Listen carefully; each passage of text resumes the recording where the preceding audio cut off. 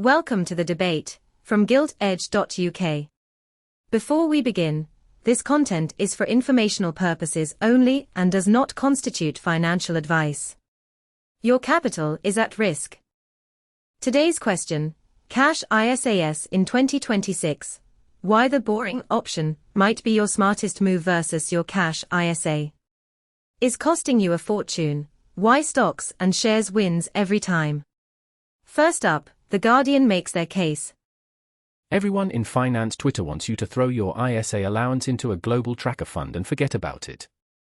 And look, over a 30-year horizon, they're probably right. But most people aren't investing over 30 years. They're saving for a house deposit in 3 years, building an emergency fund, or trying not to lose the redundancy payout that just landed in their current account. With the Bank of England base rate at 3.75%, cash I.S.A.s are paying rates we haven't seen in over a decade. Easy access accounts at 4.5%, fixed-rate deals nudging 5%. Tax-free. Capital guaranteed. I.S.A.s protected up to £85,000. In a world where the FTSE 100 can drop 10% in a week, and did exactly that during the banking crisis, that's not boring. That's sensible. So before you dismiss cash I.S.A.s as something your nan would choose, let's look at what they actually offer in the current rate environment, and why, for most people's actual financial goals, they might beat a stocks and shares I.S.A. hands down. 2 years ago, I'd have struggled to make the case for cash I.S.A.s. When the base rate was 0.1%, easy access cash I.S.A.s paid 0.3% if you were lucky. Inflation was running at 10% plus. Holding cash was a guaranteed loss in real terms. The stocks and shares crowd love to cite long-term averages. The market returns 8 to 10% a year over the long run. True, if you cherry-pick your start and end dates, ignore sequence of returns risk, and assume you won't panic sell when your portfolio drops 30%. Let me give you some less flattering numbers. The FTSE 100 hit 6,930 in December 1999. The standard counterargument is that cash loses to inflation. And historically, yes, savings rates have often lagged CPI. But right now, CPI is running at around 3%, and the best cash I.S.A.s are paying 4.5 to 5%. I'm not against equities. I hold them myself. But let's be honest about who a stocks and shares I.S.A. actually suits: someone with at least a 10-year time horizon, someone who won't need the money for any foreseeable expense, someone who can genuinely stomach a 30 to 40% drawdown without selling, someone who already has an adequate cash buffer. That's a narrower group than the investment platforms would have you believe. Money Helper, the FCA-backed guidance service, is clear: if you need the money within 5 years, cash is generally more appropriate. Here's something the I.S.A.s I.S.A. fans rarely mention: liquidity. With a cash I.S.A., particularly a flexible one, you can withdraw money and replace it within the same tax year without losing your allowance. Try doing that with a stocks and shares I.S.A. and you're at the mercy of settlement times, market timing, and dealing charges. If you're self-employed, if you have irregular income, if life is in any way unpredictable, and whose isn't, having your I.S.A. in cash means it doubles as an accessible emergency fund. That was The Guardian.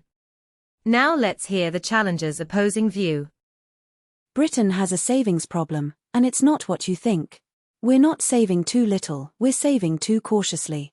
The UK has over £300 billion sitting in cash I.S.A.s, earning rates that feel generous right now but will look pathetic when you zoom out over a decade.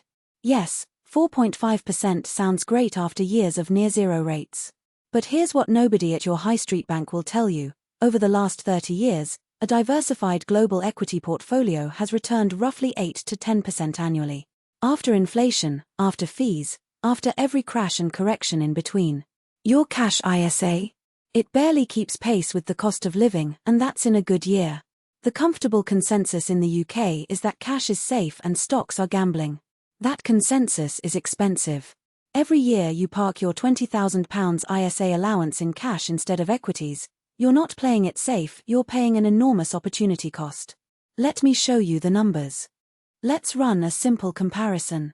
You invest £20,000 per year into your I.S.A. for 20 years. One scenario in cash at 4%, optimistic: rates won't stay this high.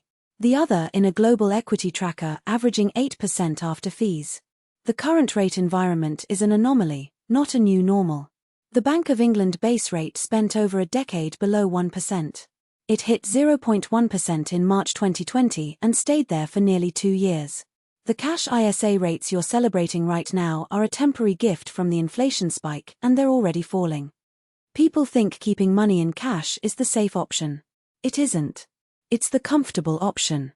The actual risk, the one that matters over a lifetime, is falling short of your financial goals because you were too afraid to accept short-term volatility in exchange for long-term growth.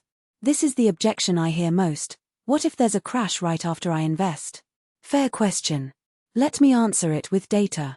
If you'd invested £10,000 in a FTSE All-Share tracker on the worst possible day, the 1st of January 2008, right before the financial crisis, your investment would have dropped to roughly £5,500 by March 2009.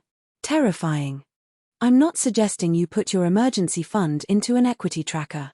Keep 3 to 6 months of expenses in cash inside a cash I.S.A. if you like, or in a savings account covered by your personal savings allowance. But your long-term I.S.A. money, the portion you won't need for 5+ years? That belongs in equities. Two very different takes on the same question. What do you think? Let us know in the comments. Read both articles in full at gilt-edge.uk. Thanks for listening to the debate.